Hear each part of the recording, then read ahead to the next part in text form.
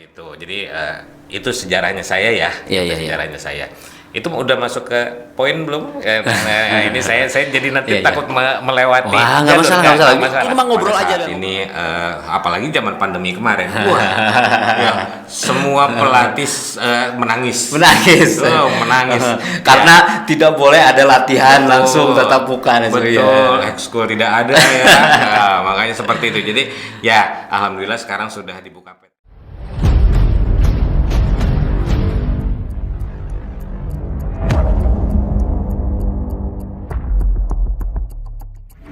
Baik, rekan-rekan pendengar SPM Radio 107,7 FM, Suara Pendidikan Merdeka SMA Negeri 1 Cijeruk. Masih bersama saya Dwioso Nugroho dalam program Ngobrol bareng Oco Guru. Seperti janji saya sebelumnya bahwa saya akan mengundang seorang tokoh. Wah, dalam flyer itu saya sebutkan namanya adalah Sabem Rinto. Nama yang cukup unik sekali. Nah, rekan-rekan pendengar Suara Pendidikan Merdeka SMA Negeri 1 Cijeruk, di samping saya ini sudah hadir orangnya, tokohnya. Siapakah beliau? Sabem Rinto. Selamat siang, Bam. Selamat siang, Pak Oco. Nah, rekan-rekan pendengar semuanya, Sabem Rinto ini adalah salah satu guru di SMA Negeri 1 Cijeruk. Kebetulan beliau mengajar PKN atau pendidikan kewarganegaraan ya. Aduh, saya hampir keliru nih menyebutkan. Nah, namun selain sebagai seorang guru, beliau ini memiliki aktivitas yang lainnya. Apa sih, Bang, aktivitasnya? Bisa nggak disampaikan kepada teman-teman semuanya di sini? Ya, semua. betul ya. Itu adalah hobi saya ya. Sejak hobi ya. Sejak waktu dulu masih di bangku kuliah, itu saya hobi di taekwondo. Nah, jadi kegiatan saya tuh di taekwondo itu sejak tahun 90 ya. 90 ya. Tahun Lama 90. sekali ya. 90 sekarang 2021 berarti 31 tahun. Ya. Sabam berkecimpung di taekwondo. Ya. Ya waktu itu memang masih muda, masih sabuk putih. Ya, jadi terjun ke sabuk putih itu tahun 90. 90. Ya, kemudian saat itu saya masih di Jakarta. Di Jakarta. Ya, saya masih di Jakarta dengan bimbingan Master NIM Hari Sanusi seperti itu. Jadi itu sejarahnya saya ya. Sejarahnya saya. Itu udah masuk ke poin belum? Nah, ini saya jadi nanti takut melewati. Wah, nggak jalur, masalah, nggak nggak masalah. Ini mah ngobrol aja dan ngobrol aja. Ya. Nah, jadi itulah awal saya berkecimpung di taekwondo. Waktu itu di bawah naungan Master NIM Hari Sanusi almarhum, asalnya dari Cisaat, Sukabumi. Seperti itu. Kemudian dia banyak sekali unit yang ada di Jakarta, salah satunya adalah dari yang ada di Cijantung.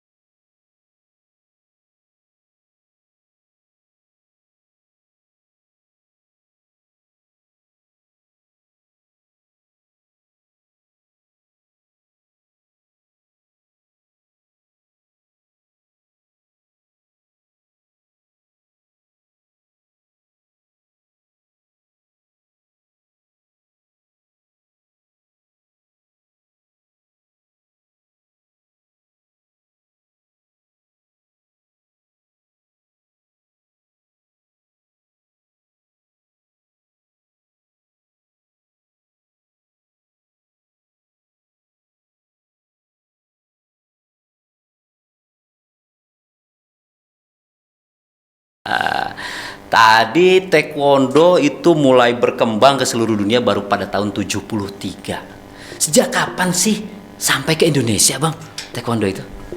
Ya, itu taekwondo itu pertama kali tahun 72 itu juga oleh master yang namanya Maurits Domingus, itu dibawa oleh beliau pada tahun 72 di Tanjung Priok, Jakarta Utara. Nah, seperti itu kemudian Master Nim Maurits Domingus ini mempunyai banyak teman yang kemudian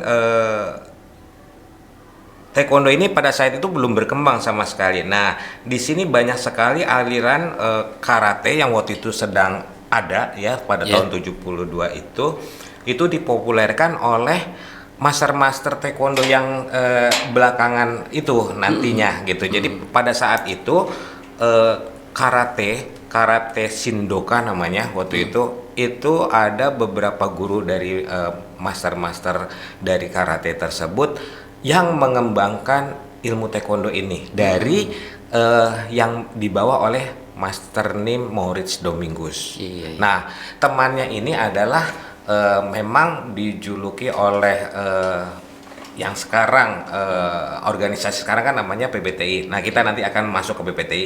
Nah, sejarahnya itu adalah teman-temannya ini adalah master-master ataupun para pengembang taekwondo, yaitu diantaranya Sabam Hasan Johan, Sabam Hari Sanusi yang termasuk guru saya adalah Sabam Hari Sanusi almarhum itu berada di Sukabumi saat Perintis itu. ya. Perintis Beliau ya, adalah perintis taekwondo di Indonesia. Betul, perintis ya itu. Jadi Biasa. seperti itu. Jadi Sabam bisa dikatakan adalah orang yang belajar dari orang pertama ya, Alhamdulillah. yang mengembangkan taekwondo di Indonesia. Luar biasa sekali. Alhamdulillah. Seperti jadi pada saat itu memang masih ada beliau pada saat tahun 90 tersebut para para perintis ini masih ada, kemudian mengembangkan, kemudian salah satunya saya adalah murid daripada Master Nim almarhum Hari Sanusi seperti itu. Seperti itu. Jadi pada saat itu dikembangkan oleh teman-teman dari Maurits Domingus tersebut. Kemudian ya salah satunya adalah Master Nim Hari Sanusi. Kemudian dari sana dibentuklah namanya organisasi FTI dan PTI. Ada dua. Ada dua. FTI dan PTI. FTI dan PTI. Apa sih FTI itu, Pak? Federasi Taekwondo Indonesia. Federasi Taekwondo Indonesia dan Persatuan Taekwondo Indonesia. Nah, hubungan keduanya itu bagaimana? Memang ini ada dua blok ya, Dua blok. yang memang jadi akhirnya ada dua organisasi tersebut. Kemudian pada saat tahun 75 itu kita masuk di dalam WTF, baru masuk di dalam WTF, ya kan, World Taekwondo Federation. Nah, di WTF ini mereka menanyakan kepada kita kenapa ada dua organisasi di Indonesia. Maka berusahalah kita untuk bisa menyatukan organisasi tersebut. Dan di tahun 81 kesepakatan timbul untuk bisa ada satu organisasi tetap, yaitu yang sampai sekarang Pengurus Besar Taekwondo Indonesia, PBTI, Pengurus Besar Taekwondo. Nah, rekan-rekan Suara Pendidikan Merdeka, itu tadi menarik sekali ini sejarah taekwondo di Indonesia. Ya, terdiri dari dua organisasi tadi yang akhirnya kemudian melebur menjadi satu, menjadi PBTI ya, Bang ya. PBTI. Itu tahun berapa tuh, Bang? Yang PBTI itu berdiri. PBTI itu tanggal 28 Maret tahun 1981. 1981. 81 berarti Sabam waktu itu juga belum tergabung ya? Belum tergabung. Nah, jadi pada saat itu tahun 81 itu PBTI masih dalam rancangan ya kalau pada saat saya kayak gitu itu artinya tahun 90 itu PBTI masih dalam tahap jajakan 10 tahun perkembangan dari awal PBTI itu lahir tahun tepatnya tanggal 28 Maret 1981 di Munas yang pertama, Musyawarah Nasional yang pertama. Seperti itu. Jadi sekarang kita kenal dengan nama PBTI yang pertama kali ditunjuk sebagai ketua PBTI tersebut adalah Sarwo Edi. Sarwo Edi ya. Tahu bagi teman-teman rekan-rekan pendengar Suara Pendidikan Merdeka dan yang menyimak channel Oco Guru Sejarah pasti tahu siapa sih Sarwo Edi itu. Siapa sih Bang? Kasih tahu. Ya, itu adalah salah satu di angkatan bersenjata Angkatan Darat ya. Jadi beliau adalah Pangkostrat gitu ya. Pangkostrat itu Sarwo Edi Wibowo ya namanya. Sarwo Edi Wibowo yang beliau adalah mertua dari Presiden Susilo Bambang Yudhoyono. Beliau adalah ayah dari Ibu Ani Yudhoyono ya. Oh, jadi itu adalah ketua PBTI yang pertama ya. Iya. Pak Sarwo Edi. Oke, menarik sekali, Bang.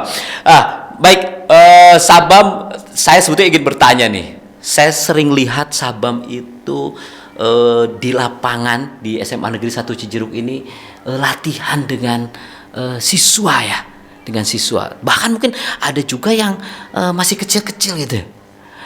Nah itu apa sih Bang? Apakah itu bagian dari PBTI atau bagaimana? Oh, ya secara organisasi maksudnya. Oke. Jadi PBTI itu secara organisasi itu sama seperti kita dalam organisasi kepemerintahan ya. Iya, iya. Dia bertanggung jawab ataupun ada di bawahnya itu adalah Pengprov. Pengurus Provinsi TI atau Taekwondo Indonesia. Mana? Jawa Barat. Pengprov TI Jawa Tengah, Pengprov TI Jawa Timur. Secara struktural begitu ya, dari PBTI kemudian ke provinsi, kemudian nanti ke kabupaten. Betul. Kabupaten, dari kabupaten? Ya, ke bawah adalah kepada unit-unit. Oh, unit dari kabupaten langsung klub, unit atau klub. Ya. Nah, yang dilakukan oleh Sabam dengan teman-teman di SMA Negeri 1 Cijeruk itu adalah kita bertanggung jawab kepada Pengcap ya, berarti unit, bukan? Kita adalah unit atau klub ya. Unit atau klub. Kalau klub itu adalah kumpulan daripada unit-unit. Jadi seperti misalkan saya punya di taekwondo di SDN 1 Cipelang. Saya punya taekwondo di SMA Negeri 1 Cijeruk. Itu adalah di klub saya yang di klub saya yang namanya Cijeruk Taekwondo Team. Oh, Cijeruk Taekwondo Team. Cijeruk Taekwondo Team adalah unit. Cijeruk Taekwondo Team adalah klub.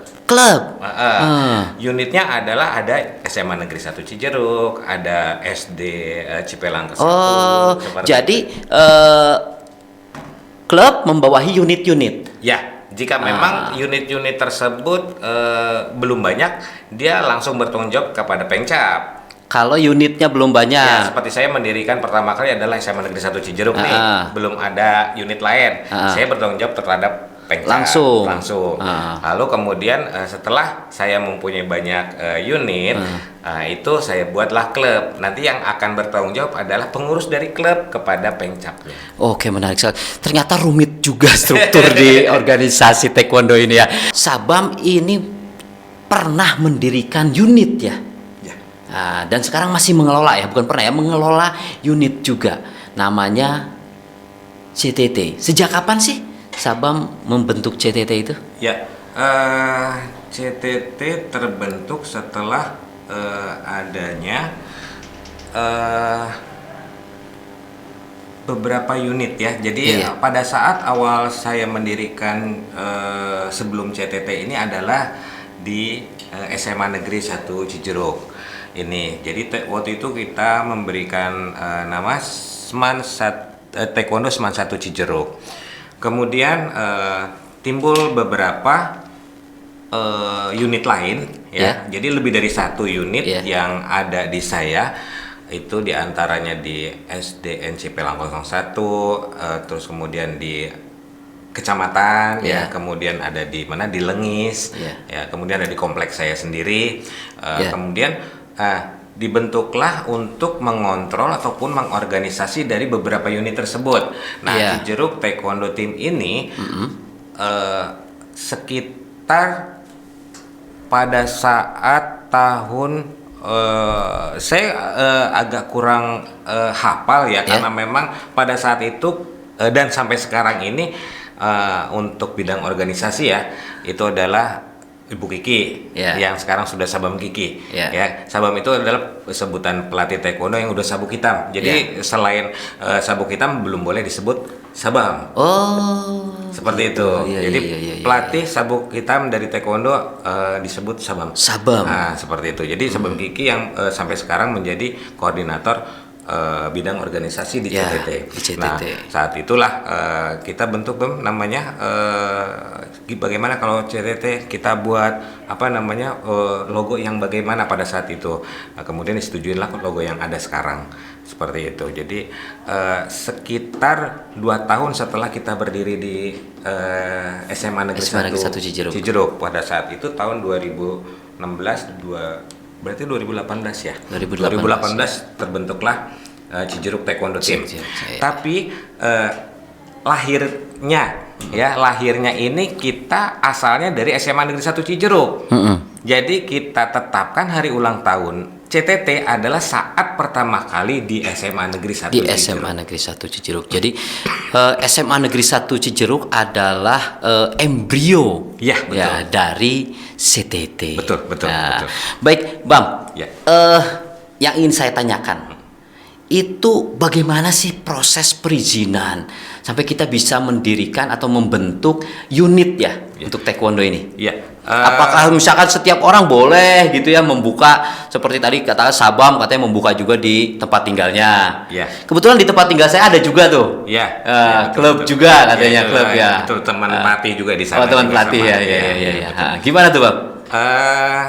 Sebetulnya ada hal yang mungkin ditetapkan dari PBTI langsung ke Pengprov langsung ke Pengcap itu bahwa unit-unit yang terdata adalah yang minimal 20 siswa ataupun 20 anggota. 20 anggota. Ya, 20 anggota yang minimalnya 20 anggota. Hanya ada beberapa klub yang memang masih masih didispensasikan artinya karena memang wajarlah kalau naik turun kalau pada saat ini apalagi zaman pandemi kemarin semua pelatih menangis karena tidak boleh ada latihan langsung tatap muka. Ekskul tidak ada makanya seperti itu. Jadi alhamdulillah sekarang sudah dibuka PTM dan sudah mungkin nanti ada kebijakan baru yang ada. Kemudian memang regulasi daripada pemerintah kan, kita di bidang pendidikan, saya di bidang juga di bidang organisasi di taekwondonya Jadi saya bertanggung jawab ada 2 nih ada 2. Pertama, karena saya di bidang pendidikan, saya harus bertanggung jawab tentang ekskul saya terhadap dinas pendidikan Kemudian saya harus bertanggung jawab terhadap klub saya ataupun unit saya secara organisasi secara organisasi ke PBTI Jadi seperti itu jadi apapun yang dilakukan oleh PBTI juga mengacu kepada apa yang dilakukan oleh pemerintah. Jadi tidak bisa menyalahi aturan yang ada dari pemerintah. Tidak boleh latihan memang seperti itu kan. Harus kita ikuti, tidak boleh ada latihan ekskul yang baik. Tadi minimal jumlah anggota 20 salah satu syarat. Selain itu apa lagi? Sudah ada sabuk hitamnya. Sabuk hitam. Berarti di unit itu harus ada sabuk hitam karena yang boleh dipanggil Sabam hanya yang sabuk hitam. Iya, betul. Nah, kira-kira berapa lama sih seorang anggota kalau misalnya dia aktif rajin, ikut kenaikan tingkat dan lain sebagainya, berapa lama dari mulai sabuk putih sampai menjadi sabuk hitam? Dari jadwal ataupun dari PBTI itu kita ada jadwal setiap 4 bulan sekali ujian. 4 bulan sekali ujian. Berarti setahun 3 kali. Setahun 3 kali. Dan urutan sabuk adalah ya, putih, Putih 1, kuning, kuning 2, kuning strip, kuning strip 3, hijau, hijau 4, hijau strip, hijau strip 5, biru, biru 6, biru strip 7, merah, merah, merah strip 1, merah strip 1 9, merah strip 2, merah strip 2 10, baru ke hitam. hitam. Berarti ada 11 hierarki ya, Ya, urutan sabuk. Ya, dan yang dari sabuk putih sampai dengan sabuk biru strip itu boleh setiap kali ujian. Boleh setiap kali ujian. Jadi misalkan periode Per 4 bulan tadi ya. Ya, per 4 bulan tadi. Periode pertama, periode kedua, periode ketiga tiap tahun. Periode pertama, kedua, ketiga. Periode pertama boleh ikut, periode kedua boleh ikut. Tergantung daripada capaian ya, capaian dari penilaian pelatih, kan? Misalkan belum berhak karena memang belum menguasai misalnya. Betul, gitu ya. dari sabuknya belum menguasai, kamu seperti itu. Tapi kalau misalkan pelatih bilang sudah bisa menguasai atau boleh, silakan. Nah, ini berbeda lagi dengan setelah dia merah. Merah itu tidak boleh setiap kali. Tidak boleh setiap kali. Atau setiap 4 bulan sekali tidak boleh. Karena merah itu adalah julukannya asisten pelatih. Asisten pelatih. Artinya dia harus punya portofolio melatih ya? Iya, betul. Jadi seperti sekarang aja sudah banyak sabuk merah dari kita. Di CTT ini? Ya. Sudah ada sabuk merah? Sudah. Mulai dari Sabang membina dari mereka sabuk putih? Iya. Luar biasa. Jadi seperti itu, kemudian saya lihat pergerakan tiap anaknya. Jika memang dia tidak loyalitas dalam bertanggung jawab sebagai asisten pelatih, saya cut dulu untuk belum mendapatkan rekomendasi untuk kenaikan tingkat lagi. Iya, betul. Seperti itu. Dan itu juga sudah ditetapkan dari PBTI itu setiap melangkah satu. Jadi misalkan periode 1 ikut ujian, dia tidak boleh diikut di periode 2. Harus di periode 3. Periode 3 minimal. Tapi itu pun harus rekomendasi pelatih. Rekomendasi pelatih. Misalkan nggak pernah ikut melatih, belum boleh. Belum boleh. Gitu. Karena memang walaupun secara kemampuan dia sudah dianggap cukup. Iya. Seperti kemampuan tekniknya bagus sama segala macam, udah bagus, tapi loyalitas kepada atau portofolio tadi ya. Betul. Portofolio sebagai asisten pelatihnya ini yang belum dapat. Itu maksudnya seperti itu. Jadi tidak konsekuen terhadap apa yang sudah ada di dia gitu ya. Seperti kamu sudah sabuk merah, kamu harus bisa bertanggung jawab terhadap sabuknya, malu sama sabuknya, seperti itu. Jadi harus bisa ngomong ataupun membimbing yang di bawahnya, seperti itu. Oke, baik. Tadi syarat minimal 20 peserta. Betul. Kemudian harus ada sabuk hitam. Apalagi, Bang? Ya tadi periode ujian kenaikan. Maksudnya syarat mendirikan unit tadi. Syarat mendirikan unit. Pada saat ujian kenaikan tingkat secara bareng, jadi ini kita sudah terkondisikan tidak boleh ujian kenaikan tingkat unit. Jadi harus satu kabupaten, gitu. Karena itu kita bertanggung jawab terhadap kabupaten. Jadi ujian kenaikan tingkat pun harus menjadi satu di sana, gitu. Nah, di sana akan terdeteksi awal. Jadi pada saat awal kita masuk di ujian kenaikan tingkat, itu adalah bukti bahwa kita sudah ada aktivitas. Ada aktivitas. Ada siswa yang keluar untuk tersebut. Artinya mungkin begini, Bang. Ketika misalnya unit ini tidak aktif, itu kan bisa dianulir juga. Keanggotaannya. Bisa ya? Bisa.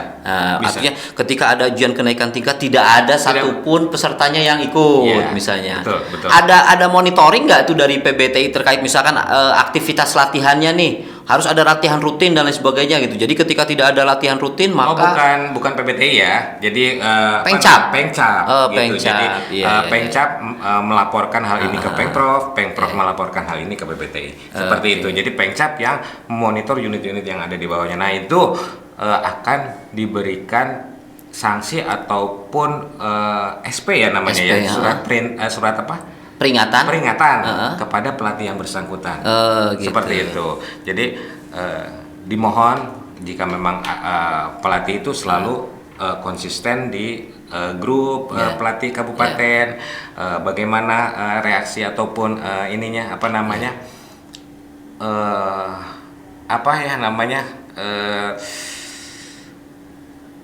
suatu ininya apa, aktivitasnya gitu. Jadi memang di sana akan kelihatan. Sudah berapa lama dan apa saja yang sudah diraih oleh CTT atau Cijeruk Taekwondo Team ini? Ya, kalau lihat dari grup sejak awal memang banyak sekali anggota kita ya, udah ada di sini 100-an ya, 100 anggota yang terbentuk di Cijeruk Taekwondo Team. Yeah. Tapi ini adalah kumpulannya dari sejak awal berdirinya Taekwondo dengan nama Seman 1 Cijeruk, yang merupakan masih ada alumni-alumni di dalamnya. Alumni ya, jadi yang sudah kuliah, yang sudah bekerja, masih silahkan jika memang waktu luangnya ada untuk berlatih, mangga. Jadi kita tidak pernah mengeluarkan anggota yang memang notabene tidak mempunyai masalah. Oke, baik. Secara keanggotaan ya, CTT ini berarti sifatnya seumur hidup ya? Iya. Nah, artinya meskipun sudah tidak lagi bersekolah di SMA Negeri 1 Cijeruk, masih tetap diakui sebagai anggota. Betul. Atau bahkan mungkin yang bukan siswa SMA Negeri 1 Cijeruk pun bisa. Iya. Oke. Ya, terbuka ya. Terbuka untuk umum. Pada saat kita latihan pun kita terbuka. Di SDN Cipelang 01 dengan kita terbuka untuk semuanya, asal mereka tetap menjadi di satu organisasi di Cijeruk Taekwondo. Ya, baik.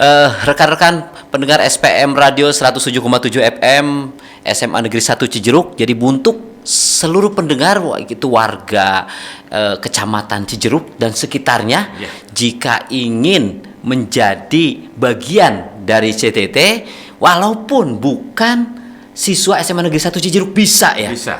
Nah, kemudian tadi untuk klub-klubnya itu ada di mana saja? Ya, tempat latihan ya? Iya, untuk sementara ini kita masih konsentrasi di SDN 01 Cipelang. SDN Cipelang 1? Ya, di SDN Cipelang 1. Kemudian di Lengis.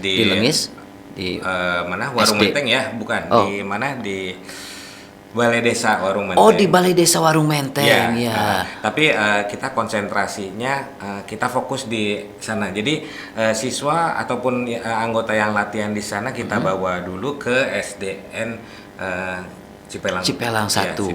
Kemudian misalkan nanti di sini sudah terbuka kemungkinan dari diizinkan untuk aktivitas fisik, ya, dinas pendidikan sudah boleh, maka nanti akan yang siswa SMA Negeri 1 Cijeruk akan harus bisa berada di sini untuk ekskul taekwondonya tersebut. Seperti itu. Berarti sejak pertama kali didirikan tahun 2018 ya? 2016. Oh, 2016 sampai sekarang 2021. Ya, hampir 3 tahun ya. 5 tahun. 5 tahun. Apa saja yang sudah diraih, Bang? Selama 5 tahun ini? Alhamdulillah sih banyak ya, artinya kita banyak sekali yang sampai sekarang ini sudah mengikuti event-event yang sifatnya open turnamen ya. Open turnamen. Open turnamen itu artinya tidak berjenjang. Tidak berjenjang. Jadi sifatnya skalanya. Untuk perlombaan itu apa saja sih? Ada open turnamen biar pendengar atau yang menyaksikan nanti ini kita upload di YouTube ya, itu boleh tahu apa saja sih perlombaan di taekwondo itu? Ya, itu tergantung daripada pemilihan daripada pelatih tersebut ya. Jadi sedang ada event apa ini, gitu kan? Untuk open turnamen atau yang berjenjang. Biasanya kalau yang berjenjang itu kita sudah dilatih sejak dia sekolah dasar. Iya. Ya, jadi itu bisa berjenjang pada saat nanti dia berumur sekitar 13-14 tahun, itu ada penseleksian dari Pengcap untuk masuk jadi tim Pengcap, pengurus cabang. Atlet ya? Atlet Pengcap. Nanti atlet Pengcap akan diseleksi lagi untuk ke tingkat Pengprov atau iya betul. Jadi ke tingkat provinsi. Ya, dari tingkat provinsi baru kemudian apakah dia bisa menjadi atlet nasional atau tidak nantinya. Seperti itu. Jadi berjenjang. Itu berjenjang. Namanya ya kompetisi berjenjang. Ya, gitu. Kompetisi berjenjang. Jadi nanti itu atlet dari Pengcap itu akan mengikuti beberapa event, ya, event terbuka ataupun event yang nantinya akan diseleksi lagi gitu. Jadi apakah nanti dengan satu wilayah, kemudian nanti akan diseleksi lagi regional, gitu loh. Kemudian nanti ya seperti itulah ada hal yang dari. Nah, kalau open turnamen itu apa, Bang? Nah, open turnamen. Ya benar. Di sini open turnamen ini kita terbuka. Jadi event ataupun kejuaraan yang bersifat terbuka dari semua unit dari seluruh Indonesia. Seperti kemarin kita mengikuti ada 2 kejuaraan yang sudah dilakukan sebelum pandemi itu, Kapolri pertama dan Kapolri kedua. Ya, Piala Kapolri Cup ini atau Kapolri Cup ini itu terbuka untuk seluruh unit ataupun seluruh klub dari seluruh Indonesia. Di waktu itu pelaksanaannya di Gor Popki Cibubur. Nah, di sana ada sekitar 2.500 atlet. Nah, 2.500 atlet ini terdiri dari beberapa kategori, ya. Itu kita masuk ke dalam sistem teknis, ya, teknis daripada kejuaraan. Ada yang namanya pemula, ada yang namanya prestasi. Biasanya kalau prestasi itu sudah berkali-kali menghasilkan medali emas. Jadi dia harus turun di prestasi seperti itu. Jadi itulah yang namanya open turnamen. Ada kemudian Piala Menpora untuk seluruh unit juga. Jadi open turnamen ini biasanya dari organisasi ataupun dari untuk semua unit-unit di seluruh Indonesia.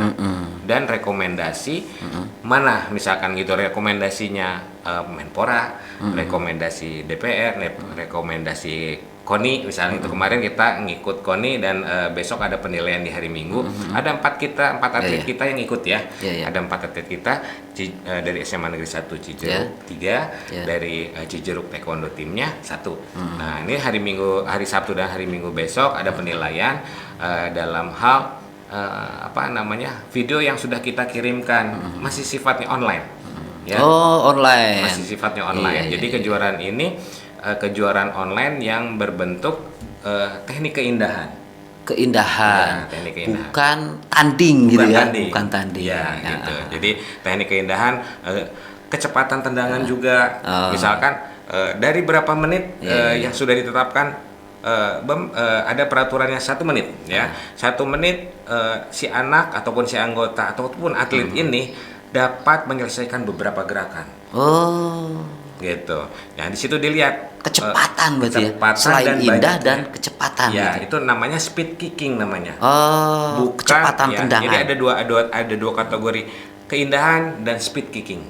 Nah, speed kicking adalah dengan aturan waktu yang sudah ditetapkan dengan banyaknya tendangan dan kecepatan tendangan yang ada dan variasi tendangannya juga. Variasi tendangan. Ya. Kalau sasaran gimana tuh? Untuk sementara ini harus tidak ada gitu, tidak ada hal yang berbau sasaran, gitu. Jadi dia melakukan gerakan putaran, dia melakukan tendangan depan, dia melakukan tendangan samping dengan kaki. Oh ya, perlu diketahui taekwondo ini 80% kaki, tidak ada tangan. Tidak ada tangan ya? Ada 20% lah gitu. Tapi dalam pertandingan ataupun dalam kejuaraan ini tidak tidak dilakukan. Jadi itu ya, para pendengar sekalian, bahwa Ya. 80% adalah kaki gitu ya. Iya, gitu. Tangan bisa buat begini dulu ya. Seperti tadi kita belum ungkapkan ya, apa sih taekwondo itu bagaimana kan. Jadi 80% adalah teknik dari kaki. Iya. Seperti itu, ada yang bisa muter, terbang, segala macam itu ada gitu. Jadi tergantung daripada si atletnya sendiri. Nah, Kalau saya itu dulu pernah belajar karate. Kalau di karate itu namanya kata ya, gerakan itu kata. Kalau taekwondo itu apa? pumse. Pomsae. Pumse. Pumse, Jadi bahasa Koreanya pumse. Jadi teknik keindahan dari gerakan apa yang harus dilakukan. Ada tangan, ada kaki memang gitu. Itu teknik gerakan keindahan. Jadi seperti di karate kan ada kata perorangan, kata beregu. Seperti ini juga sama. Pumse perorangan dan pumse beregu ada gitu. Jadi pair namanya. Pumse pair ataupun pumse individu. Seperti itu. Ya karena taekwondo adalah seni ya. Seni artinya gerakannya pun harus indah. Artinya bisa juga dinilai dari keindahan, bukan hanya sekedar tenaga powernya atau ketepatan tadi misalkan saya bilang sasaran gitu, tapi juga bisa dilihat dari keindahan gerak tersebut gitu ya. Nah, bisa nggak sih orang itu melakukan variasi gitu? Apa memang ada jurus tertentu yang gerakannya itu pasti harus kesini gitu ya? Ya, untuk sementara ini memang ditentukan. Ditentukan gerakan pumse tersebut ya. Pumse itu kalau kita di taekwondo itu adalah namanya TG. TG1, TG2 sampai TG8 itu adalah sampai dari sabuk putih sampai dengan sabuk merah terakhir ya, sebelum ke hitam. Kemudian di hitam pun ada 8 gerakan yang namanya teknik keindahan untuk sabuk hitam.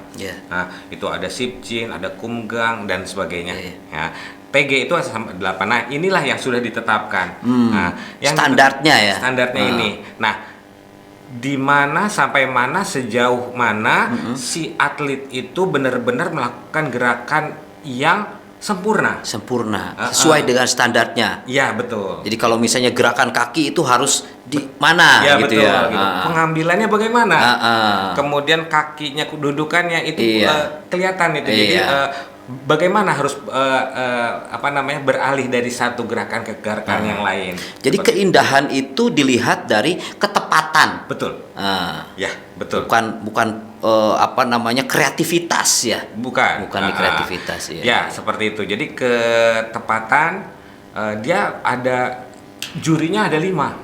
Jadi pada saat pada kita melaksanakan kejuaraan itu ada 5. Pertama adalah tentang ketepatan dalam pengambilan. Kemudian kedua adalah tentang kuda-kuda yang dipakai itu benar dalam hal pengambilannya juga. Kemudian kecepatan pun bisa ya. Jadi misalkan hanya begini, beda sama seperti itu, beda gitu loh. Jadi kecepatan sekian detik kan dalam hal ini dengan power yang baik. Nah, gitu. Jadi tidak lemah gitu. Nah, itu juga ada jurinya juga. Jadi atau wasitnya atau juri yang menilainya juga. Jadi teknik gerakan ini sebenarnya saya bilang memang berbeda dengan teknik fight ya. Gitu. Nah, kalau fight kan poin. Masuk. Ketepatan ketika dia melakukan satu gerakan mengenai sasaran. Betul. Kalau ini adalah banyak sekali penilaiannya gitu. Jadi lebih rumit malah ya. Kalau misalnya pomsae itu. Itu. Jadi dilihat juga si atletnya juga gitu. Bahkan kadang kepala ataupun tujuan pun harus bisa dilihat gitu. Jadi bukan entah itu nanti matanya kemana-mana seperti tidak itu, boleh. Nggak boleh. Jadi gitu. seperti tari gitu ya. Gitu. Oke, ya. Kalau misalnya untuk yang tanding, kalau di karate namanya komite ya. Kalau di taekwondo Kyorugi. Kyorugi itu saya berbeda dengan kata. Baik, Sabam, pembicaraan kita harapan Sabam ke depan terkait dengan unit yang Sabam kelola ini ya, CTT atau mungkin taekwondo secara umum lah. Harapan Sabam sih cukup kita bisa fokus ataupun istiqomah dalam hal melaksanakan kegiatan ini ya, terutama bagi yang berkecimpung di dalamnya. Anggotanya, saya sebagai pelatih dan para asisten pelatih. Kemudian prestasi ya, untuk prestasi juga kita bisa konsisten. Ya, konsisten selalu ada meskipun turun naik itu memang sudah manusiawi itu turun naik itu masih manusiawi ya, wajar lah gitu kan. Jadi tetap kita konsisten dalam hal aktivitas berlatih dan lain sebagainya dan prestasi juga saya akan tetap usahakan adanya kejuaraan, tetap saya tawarkan kepada para orang tua, mangga silakan yang mau ikutan gitu. Ini demi apa? Demi anaknya juga ya, demi anggota juga, demi putra putri yang nanti kelak akan menjadi hal yang berguna terhadap dirinya sendiri ataupun terhadap nanti pada saat dia akan meneruskan kemana ya, jenjang prestasi ya kan, banyak yang sudah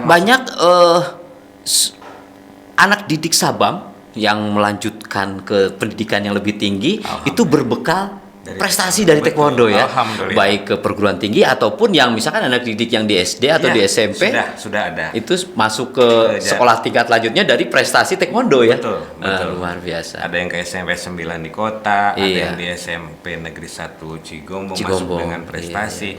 Dan alhamdulillah yang selama ini kita tidak pernah menerima dari prestasi japres ke